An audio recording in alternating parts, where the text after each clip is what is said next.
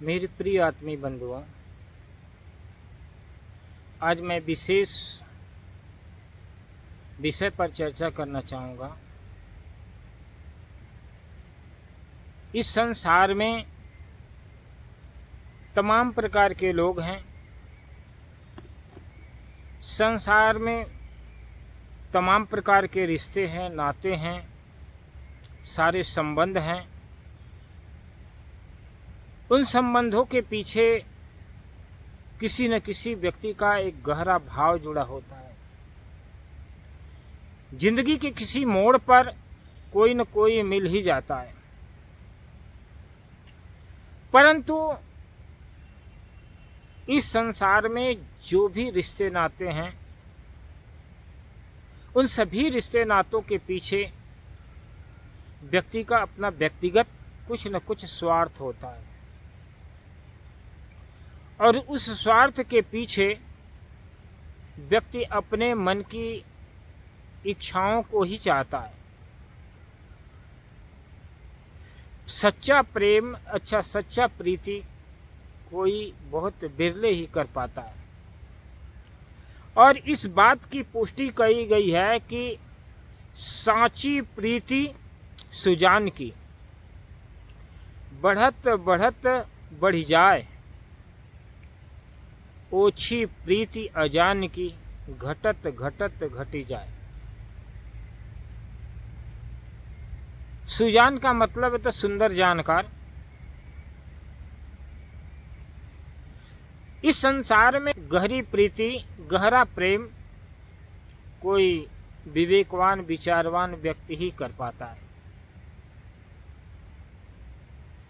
गहरी प्रीति सुजान की, इस संसार में अगर कोई व्यक्ति हमारी भावनाओं को समझता है, हमारे विचारों को समझता है, हमारे आदर्शों से प्रेरित है, हमारे प्रति गहरी आस्था है, तो वो व्यक्ति हमारे को समझने वाला होगा, हमारी भावनाओं को समझने वाला होगा, उसको जानने वाला होगा। ऐसा ही व्यक्ति सुजान होता है, सुंदर जानकार होता है। और जब हमारे विषय में कोई व्यक्ति अच्छा जानता है, उस व्यक्ति की प्रीति अर्थात वो अगर प्रेम करता है, जो हमें जान करके समझ करके प्रेम करता है, उसकी प्रीति सच्ची होती है और वो प्रीति अर्थात प्रेम निरंतर बढ़ता ही रहता है। जो बगैर जाने बगैर समझे भावावेश में आकर कामनाओं में, वासनाओं में, आसक्तियों में फंस करके, बाहरी आकर्षण से प्रभावित होकर के अगर प्रीति करता है, तो कुछ समय के बाद में ही वो प्रीति क्षीण हो जाती है। कहा जाता है गहरी प्रीति सुजान की, बढ़त बढ़त बढ़ जाए। अगर ज्ञानी आपसे प्रेम करने लगा तो वो प्रेम निरंतर बढ़ता ही जाता है, वो घटता ही नहीं। लेकिन अगर ओछी प्रीति है, बाहरी दिखावा, धन का, पद का, प्रतिष्ठा का, सम्मान को देख करके अगर आपसे कोई प्रीति कर रहा है, तो ऐसे प्रेमियों को सदैव सावधान होना चाहिए। इस रचना में कहा गया है कि ओछी प्रीति अजान की। अगर संसार की परिवर्तनशील नाशवान प्राणी पदार्थों के प्रति हमारा अगर प्रेम है, तो वह प्रीति कैसी है? ओछी है। वो बढ़ने वाली प्रीति नहीं है। समय और परिस्थिति, काल, घटना चक्र के आधार पर वो प्रेम विलुप्त हो जाने वाले, नष्ट हो जाने वाले, वो घटते चले जाते, घटते चले जाते। जब व्यक्ति की मनोभिलषित इच्छाएं पूरी नहीं होंगी, उन इच्छाओं की पूर्ति में साधन आप नहीं बनेंगे, आप बाधक बनेंगे, तो वह प्रेम घटने लगेगा। धीरे धीरे घटते घटते प्रेम शून्य हो जाएगा वह व्यक्ति। इसलिए संसार में प्रेम करते समय हमें इस बात को समझना चाहिए कि जिस व्यक्ति से हम प्रेम कर रहे हैं वह मेरे विषय में जानता है, मेरी भावनाओं को समझता है, मेरे विचारों को समझता है, मेरे वसूल और सिद्धांतों को समझता है। यदि अगर ऐसा करता है तो मेरा प्रेम शाश्वत प्रेम होगा। वह प्रेम आत्मीयता से प्रेम होगा, वह इंसानियत से भरा प्रेम होगा। वह आपके किसी भी परिस्थिति, किसी भी शर्त को स्वीकार करके आपके सम्मान, आपकी इज्जत, आपके आदर्शों को, आपके मानवीय मूल्यों की रक्षा करेगा।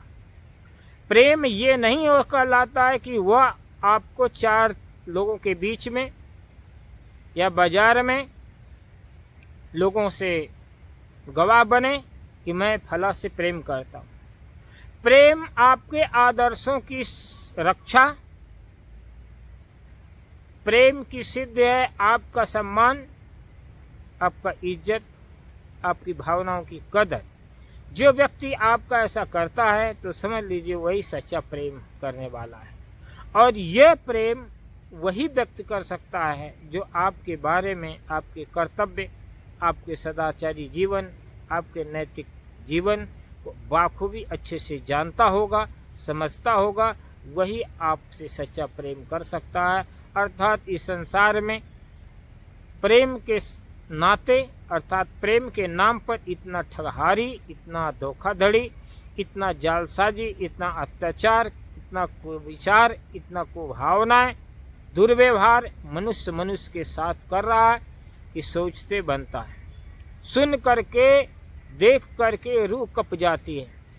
फिर भी कामनाओं, वासनाओं के अंधे लोग, उनको अपने भले और बुरे का ज्ञान न होने के कारण वह ऐसे दुर्दिन जीवन जीने के लिए मजबूर हो जाते हैं। इस संसार में दो ही ऐसी चीज है जहाँ पर कि आदमी बहुत कष्ट पाता है। एक है प्रेम की मार, अर्थात प्रेम में धोखा, दूसरा धर्म में धोखा। इस संसार में तथाकथित वासनाओं के अंधे लोग, कामनाओं, आसक्तियों के अंधे लोग, प्रेम के नाम पर लोग दूसरे को धोखा देते हैं। और दूसरे जो धन के लोलुप, मान सम्मान के भूखे,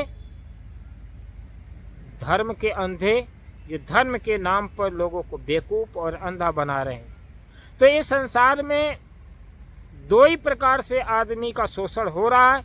एक तो प्रेम के नाम पर शोषण और दूसरा धर्म के नाम पर शोषण।